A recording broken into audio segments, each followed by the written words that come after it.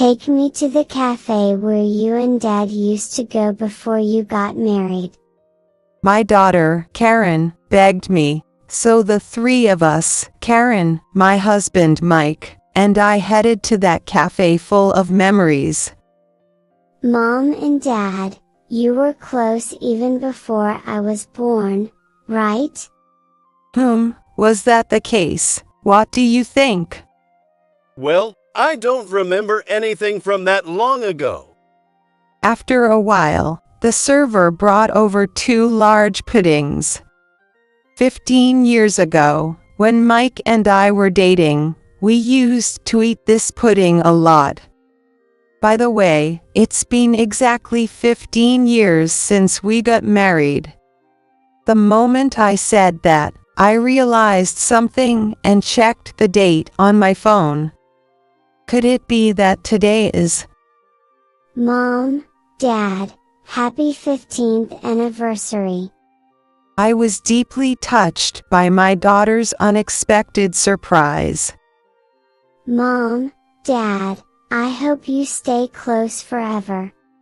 I was so glad that Karen had grown into such a kind daughter. Yeah, it's delicious. The pudding you treated us to, Karen, is really good.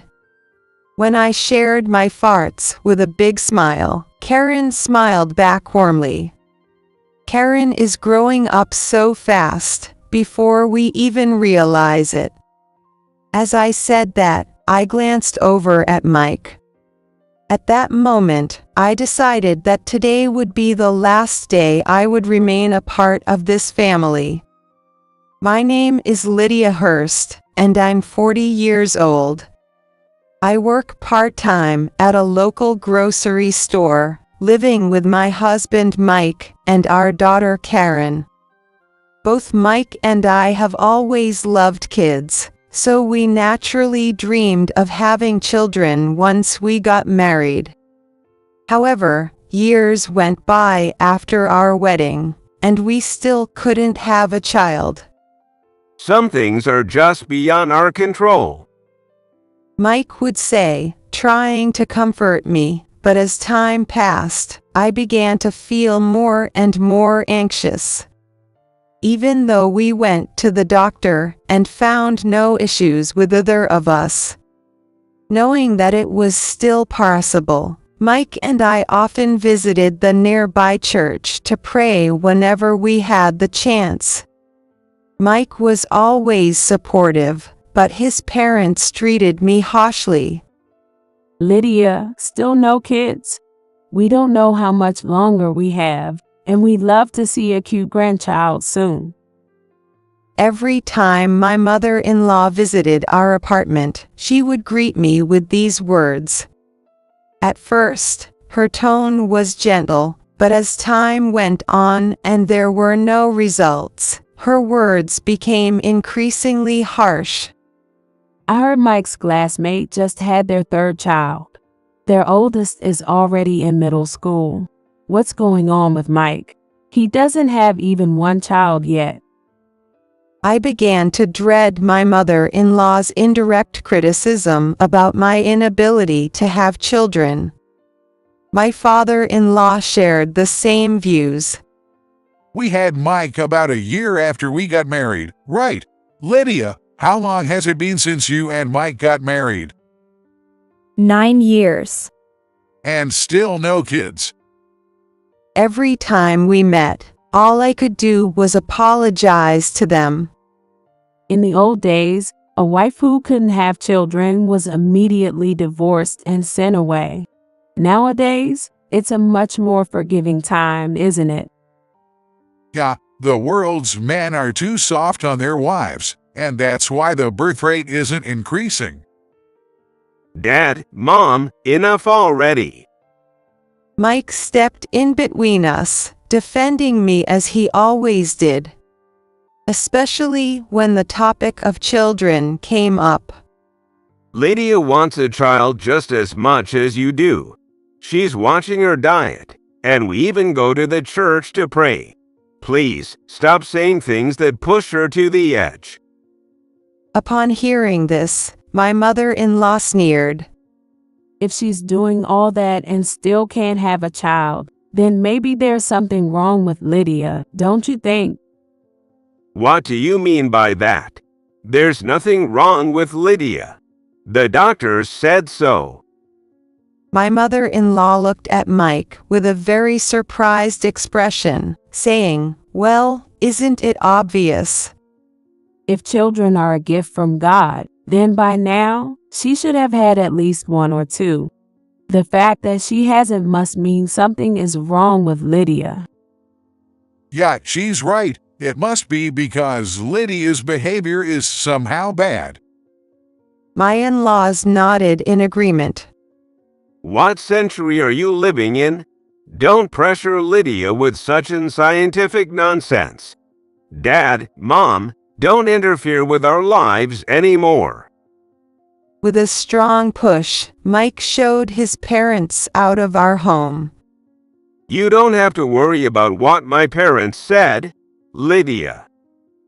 Mike comforted me with his kind words, and I managed to face the reality of infertility treatment instead of running away. Apparently, Mike had been researching ways to have children online in his own way. Whenever he found new information, he would suggest, "How about this?" or "Maybe we should try this." Desperate, I tried everything I could get my hands on.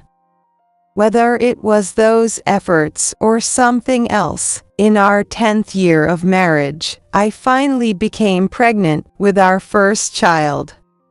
Thank you, Mike. Without your support, I might have given up on having children by now. I might have run away from the harsh reality. What are you talking about? You're the one who's been working so hard, Lydia. I just did what I could.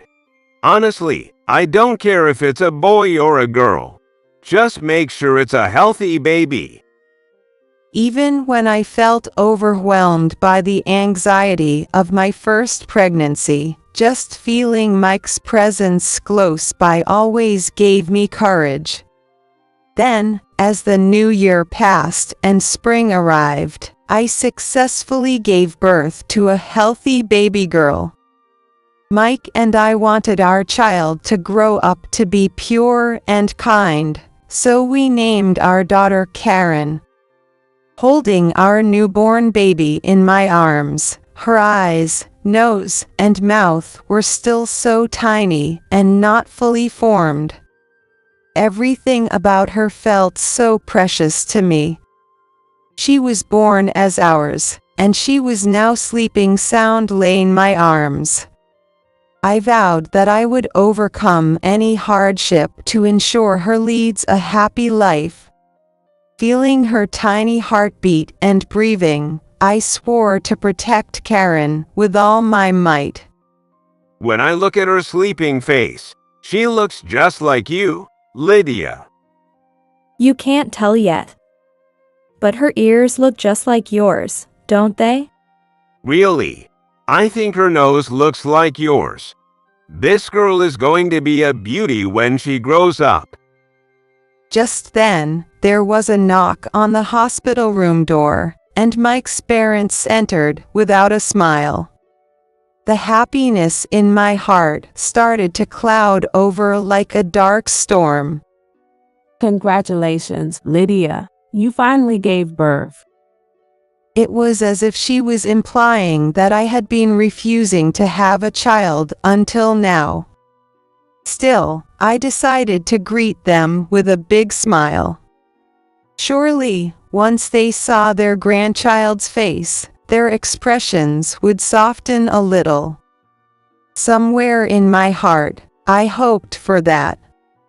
But the moment my mother-in-law looked at Karen's face, she sneered, "Is this what we waited 10 years for?" I'm completely dumbfounded, and she didn't even try to touch Karen.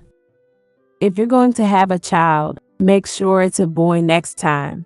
This is just ridiculous. My mother-in-law dramatically placed her hand on her forehead and sighed. Well, this time it's a girl, but next time, be sure to have a boy. We're counting on you. It's as if Karen, born as a girl, doesn't even matter to you. Did you come here just to say that? That's not it. We're simply looking forward to a boy who can carry on the family name. It doesn't matter if it's a boy or a girl, as long as the child is born healthy. I tugged at Mike's sleeve, stopping him from getting angrier. I'm sorry, I couldn't meet your expectations. I'm really sorry. Lydia, make sure you reflect on this and have a fine boy next time. Although, considering your age, I'm not holding my breath. With that, Mike's parents left the hospital room. What in the world are they thinking? I'm sorry, Lydia. You don't have to apologize, Mike. But, thank you. Their heartless words toward Karen and me were deeply hurtful. Even so, Mike's understanding of my feelings was the only solace I had. Despite that, his parents continued to belittle both Karen and me at every opportunity. My mother-in-law seemed to think that I was a disgrace to the Hearst family for not giving birth to a boy. She even hated the idea of introducing newborn Karen to the relatives. At a memorial service, when one of the relatives congratulated us, my mother-in-law rushed over and said, "Unfortunately, it's not a boy," and forcefully changed the subject. By the way, do you have enough food? More guests might come, so we should probably prepare more beer. It's embarrassing, so please don't show your face in front of the relatives. There's an empty room next door, so stay there with Karen and play. My mother-in-law treated Karen and me like nuisances, physically removing us from her sight. 3 years passed, and Mike's attitude began to change as well. Previously, Mike had been supportive, but he started coming home late, citing work, and spent more time away from home on his days off. At first, I brushed it off, thinking he was just busy with work, but soon, he became cold not only towards me but also towards Karen. One evening, when the front door opened, Karen, who had been reading a picture book, tossed it aside and ran out of the room to hug her beloved dad's leg. In the past, Mike would have said, "Hey, Karen, I'm home. Were you a good girl?" and picked her up with a smile. But now, without even a hint of a smile, Mike said, "I'm tired. Lydia, get Karen off me," and forcibly pried Karen off his leg. But Karen, undeterred, asked, "Dad, can you hold me?" Be quiet. You're giving me a headache. If you don't stop, I'll throw you out of the house. Shocked by the drastic change in her beloved dad, Karen began to cry. It's okay, I know you were scared, but it's all right." After calming Karen down, I looked at Mike. "I don't know what's going on at work, but you don't have to take it out on Karen." Shut up. What do you know? Don't talk down to me unless you've given birth to a boy. Mike had changed so much that he was unrecognizable from the man he had been 3 years ago. "Why would you say that? You sound just like your parents." I've realized something after having a child. My parents weren't wrong after all. With a sigh, Mike loosened his tie and said, "I'm not hungry, I'm going out," and left the house without even changing clothes. Where did Dad go? Is it because Karen was a bad girl? Does he not like me anymore? No, that's not true. Dad still loves Karen more than anyone else in the world. I tried to convince myself that it was just the stress from work or a temporary lapse in judgment, but Mike's attitude didn't soften. In contrast, he began complaining more and more, not just about my parenting and housework, but about everything, despite how busy I was with raising Karen, doing housework, and working part-time. With Mike having completely changed, and my own exhaustion from taking care of Karen, I started to seriously think about divorce.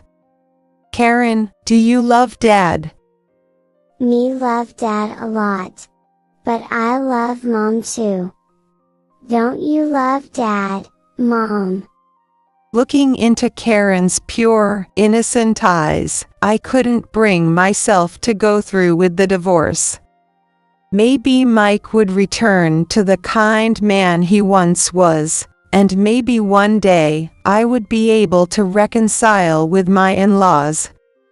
I could only hope, but Mike's attitude remained cold, and my relationship with his parents stayed strained.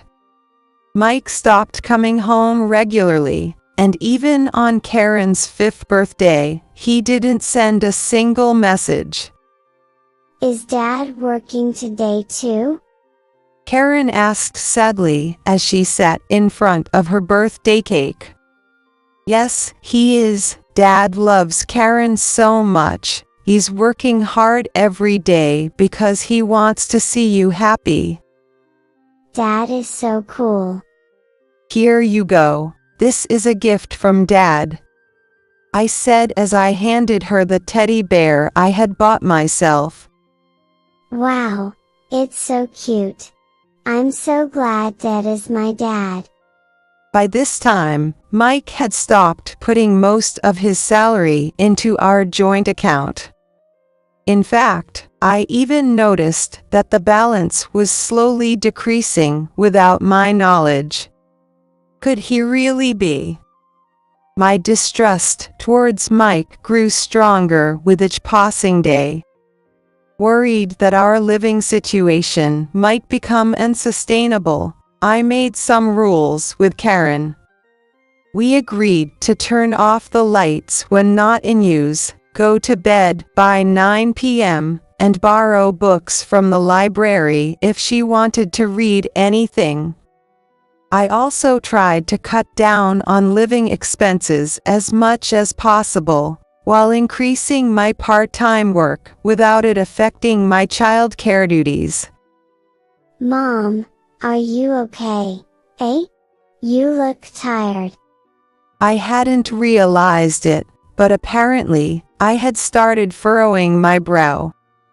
I smiled back at her. I'm fine, Karen, don't worry. When I patted Karen's head, she gave me a smile, although it was more awkward than mine. To think that I was making my young daughter worry. I felt an overwhelming sense of inadequacy as a mother. Around this time, my mother-in-law started picking up and dropping off Karen whenever I was tied up with work. I'm sorry to bother you. It's all right.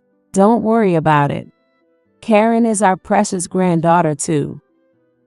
What could have caused this change of heart? I couldn't help but feel uneasy about my mother-in-law's sudden change, considering she had previously avoided both Karen and me. Still, I had no choice but to accept the help.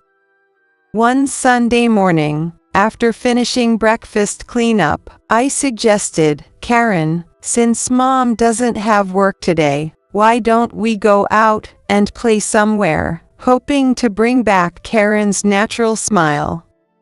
Karen quickly ran over to me with sparkling eyes. Mom, Dad doesn't have work today either, right? I want to go out to eat with both of you. I'm okay with that, but I looked over at Mike, who was sitting on the living room sofa reading the newspaper. Dad, please. Let's go out to eat something delicious, just the three of us. I'm tired. If you want to go out, you two can go by yourselves. But I want to go with both Mom and Dad. Just this once, please?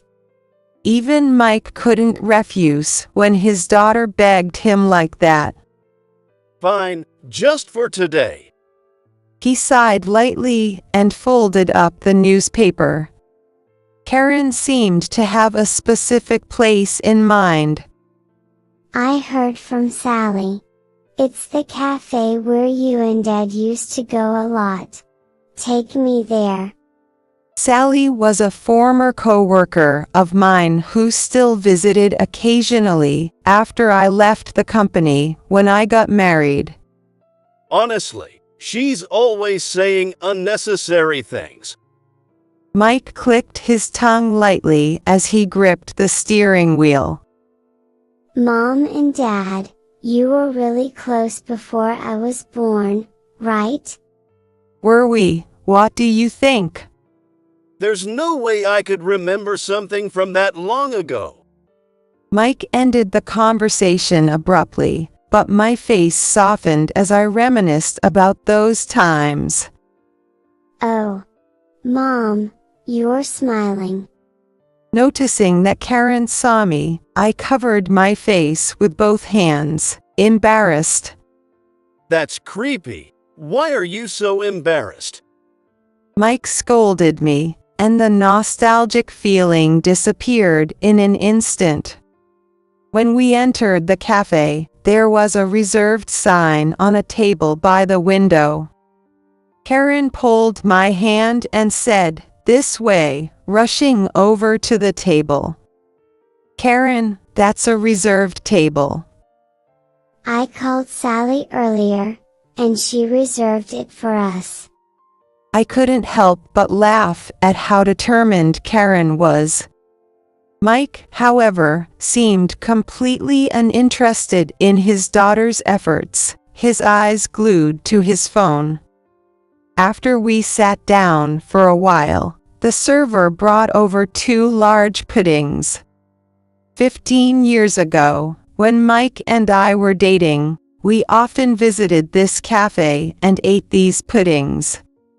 Back then, they were priced at $1.95 each, and the size and shape hadn't changed at all. Seeing them brought a nostalgic smile to my face. Looking at this pudding, doesn't it remind us of when we were younger? Mike didn't even glance at the pudding, still engrossed in his phone. By the way, it's our 15th wedding anniversary today. As soon as I said that, I realized something. I quickly checked the date on my phone. Could it be that today is... Mom, Dad, happy 15th anniversary. My heart warmed at my daughter's unexpected surprise. Thank you, Karen. But despite there being 3 of us, the third pudding never arrived. It's taking a while. Karen, why don't you go ahead and eat this pudding? But Karen shook her head vigorously. This one's for Mom. It's your anniversary today, so I'm paying for it. That's why I'm not eating it. I tilted my head in confusion. Karen, where did you get the money? I had never given Karen any allowance before. Grandma gave it to me. She said it was a reward for cleaning the bathroom and the garden. After coming home from preschool, I cleaned Grandma's house every day for 10 cents each time. Isn't that amazing? Karen answered proudly, but I felt a sense of unease. Did you want to do it on your own, or did Grandma tell you to do it? I wanted to give you a present for your anniversary. So Grandma said I should help clean the house. I really wanted to eat the pudding too, but when I asked the store staff, they said I could only buy 2 with the money I had. I'll work harder next time so I can buy my own. Hearing Karen speak with such determination, I felt more sadness than joy. Mom, Dad, I hope you stay close forever. I couldn't hold back my tears in response to Karen's earnest wish. Even at her young age, she couldn't bear to see the strained relationship between Mike and me. No matter how much Mike distanced himself from Karen and me, to Karen, Mike was her one and only father in the world. For a daughter, it's natural to hope that her parents are close and happy together. I was painfully reminded of my shortcomings as a mother, having made Karen worry so much. Karen, I really appreciate your thoughtfulness, but how about you eat this pudding? No, that's not mine. It's Mom's pudding. Why won't you eat it? Karen started to pout, on the verge of tears, and I panicked. Sorry, yes, this is Mom's pudding, I said, taking a spoonful and bringing it to my mouth. Yum, it's delicious. The pudding you treated me to, Karen, is really delicious. When I shared my farts with a big smile, Karen finally smiled back, satisfied. After eating half of the pudding, I pushed the rest of the plate towards Karen. Wow, that was so good, but Mom is full now, so you can finish the rest, Karen. Oh, fine, if I have to. Karen said, happily starting to eat the remaining pudding. She must have really wanted to eat it herself. Even so, she had fought her desire to eat it, just to celebrate our wedding anniversary. I was so glad that Karen had grown into such a kind daughter. Karen is growing up so fast, before we even realize it. I glanced at Mike. But Mike hadn't touched his pudding at all, leaving it pushed to the edge of the table, while still staring at his phone. Why don't you eat a little? Karen went to all this trouble to treat us, after all. Well, why don't you eat it? I'm not in the mood for eating right now. I was stunned by Mike's blunt response. Didn't you hear what Karen said? I heard something about it being our anniversary or whatever. Sorry, I was thinking about something else. Then Mike pushed the pudding towards Karen. Did you really think adults would enjoy something as sweet as pudding? Here, Karen, this is for you. There's no need to say it like that. You should just appreciate Karen's kindness.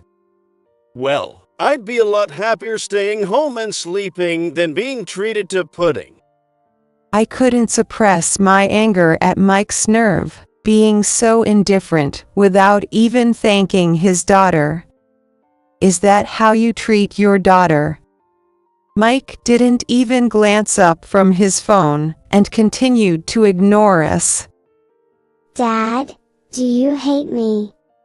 Tears welled up in Karen's eyes as she realized her father wasn't paying attention to her. Sorry, Dad's busy right now, so don't talk to me. I want to go home. Karen's voice trembled as she spoke. Yeah, let's go home.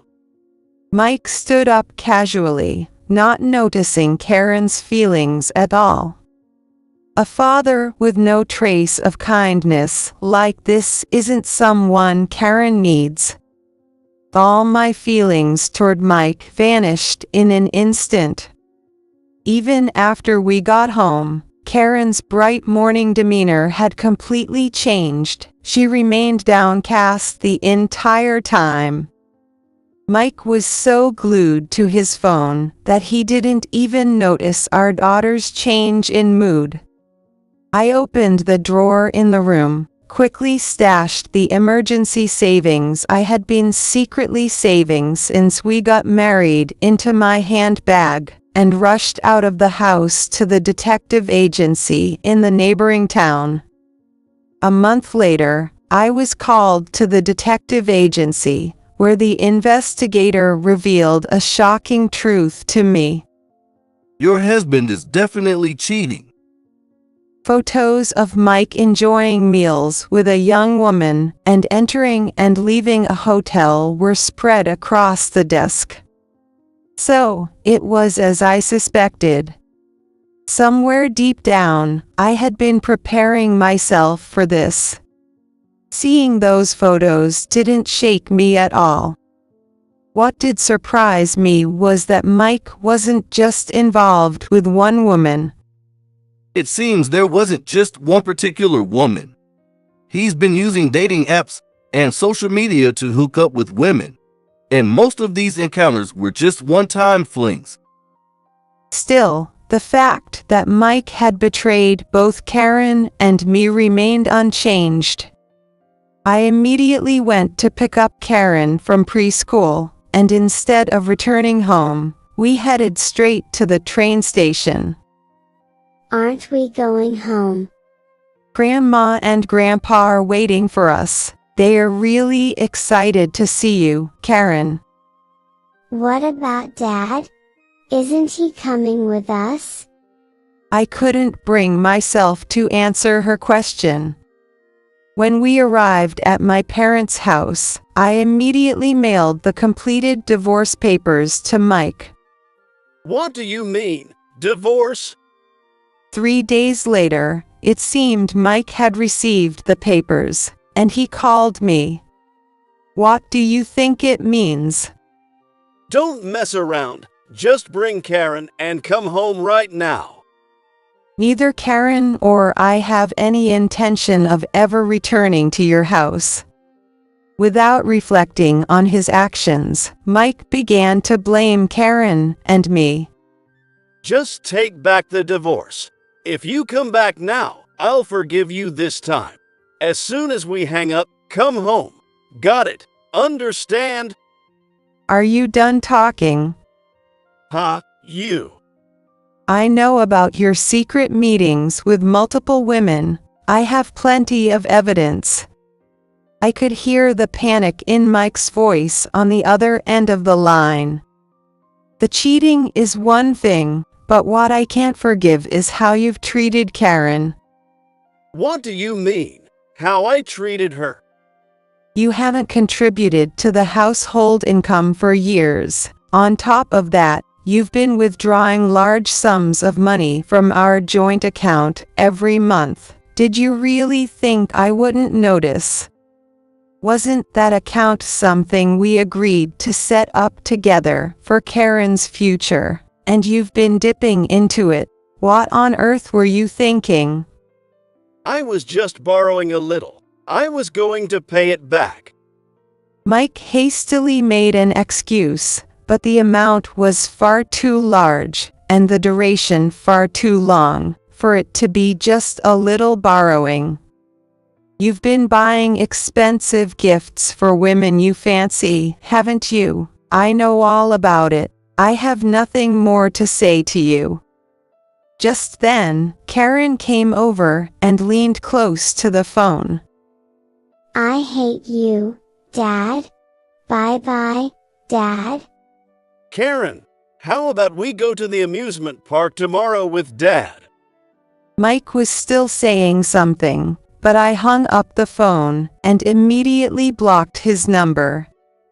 Since Mike and his parents refused to accept the divorce, the matter went to court. The reason Mike resisted the divorce wasn't out of lingering feelings for me or Karen, but because he was worried about how it would look to others. However, the evidence of Mike's infidelity, which I had the detective gather, was the decisive factor, and my case was fully upheld. Ironically, Mike's affair began when he was researching fertility treatments. He happened to come across an ad for a dating app on social media. At first, he looked at the app out of curiosity, but ended up finding a woman he liked. He began exchanging light messages with her, just to distract himself from his daily stress. But eventually, he lost control and started meeting with her in person. I never imagined meeting so many different women could be so much fun. Once he realized he had lost the case, Mike muttered this in a resigned tone. I was also granted custody of Karen, and now she is living peacefully at my parents' house, where they are watching over her. It turns out that my mother-in-law's insistence on making a 5-year-old do housework had been the subject of bad rumors in the neighborhood for some time. Neighbors had even witnessed her forcing Karen to redo the cleaning whenever she found even a few dead leaves in the garden, despite Karen crying and refusing. When I learned that my mother-in-law's sudden change of heart towards Karen was only to use her as a servant, I couldn't stop my tears. To make matters even more pressing for them, after I divorced Mike and took Karen with me, the scrutiny and criticism towards Mike's parents from those around them only intensified. Mike and his parents, now living with the weight of their guilt, still had to work under the cold stares of their colleagues to pay the alimony and child support owed to me and Karen. On the other hand, my parents adore Karen with all their hearts. You'll be in elementary school soon. How about we go backpack shopping together this Saturday? Or would you rather go to the aquarium?